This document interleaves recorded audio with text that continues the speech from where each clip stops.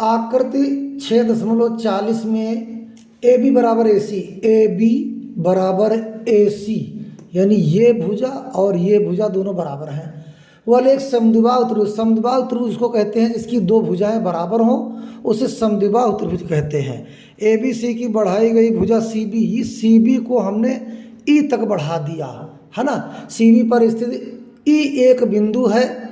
यदि A D लंब B C, यदि ए डी लंब बी सी पर और ई एफ लंब ए सी है तो सिद्ध कीजिए त्रिभुज ए बी डी, सिद्ध कीजिए त्रिभुज ए बी डी ये त्रिभुज, और समरूप त्रिभुज ई सी एफ, त्रिभुज ई सी एफ हमको ये प्रूव करना है।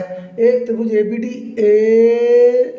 ये ए बी डी ये त्रिभुज है, और दूसरा है त्रिभुज ई सी एफ, त्रिभुज ई सी एफ। इन दोनों त्रिभुजों में समरूपता दिखाना है। तो जो जो यहाँ दिया है वो हल दिया, हम लिखेंगे ए बी बराबर ए सी, ए बी बराबर ए सी तथा ए डी लंब बी सी तथा ए डी लंब बी सी और ई एफ लंब ए सी, तो सिद्ध करना है त्रिभुज ए बी डी। आपको जो प्रूव करना है त्रिभुज ए बी डी और समरूप त्रिभुज ई सी एफ, समरूप त्रिभुज ई सी एफ। कहने का मतलब इस त्रिभुज में ऐसे ये त्रिभुज और दूसरा त्रिभुज ये है, इन दोनों का समरूपता दिखाना है।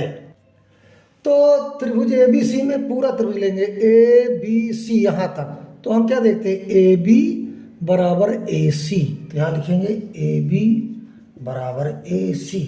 ध्यान ये रखना कि हमको इस त्रिभुज में समरूपता दिखाना है। तो हम यहाँ त्रिभुज ए बी सी में ए बी बराबर ए सी, ए बी बराबर ए सी दिखा दिया, इसलिए कोण ए सी बी, कोण ए सी बी यानी ये कोण और बराबर कोण ए बी सी बराबर कोण ए बी सी यानी ये कोण दोनों बराबर होंगे, क्योंकि बराबर भुजाओं के सामने के कोण बराबर होते हैं। देखो ये ए बी और ए सी दोनों बराबर हैं भुजाएं, तो ए सी के सामने कौन सा कोण है, कोण बी, और ए बी के सामने कौन सा कोण है, कोण सी। इसलिए बराबर भुजाओं के सामने के कोण भी बराबर होते, इसलिए कोण ए बी सी और बराबर कोण ए सी बी, इसलिए हमने यहाँ पर लिखा कोण ए सी बी बराबर कोण ए बी सी, और बराबर भुजाओं के सामने कोण बराबर होते, हमने कारण बता दिया। तो यही चीज हमने यहाँ रिपीट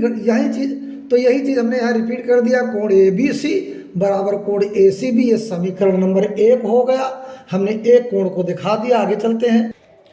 तो हमने इस कोण को बराबर दिखाया, इसके बाद तथा कोण ए डी बी, तथा कोण ए डी बी यानी ये कोण, ये इधर का देखिए कोण ए डी बी बराबर कोण ई एफ सी, बराबर कोण ई एफ सी यानी ये कोण और ये कोण बराबर 90 अंश, क्योंकि ये परपेंडिकुलर है, यहाँ पर लंब है और ये यहाँ पर भी लंब है, तो ये दोनों कोण आपस में बराबर होंगे। दूसरा क्या, कोण ए डी बी, कोण ए डी बी यानी ये कोण और ये कोण, और दूसरा क्या है ये कोण ई एफ सी।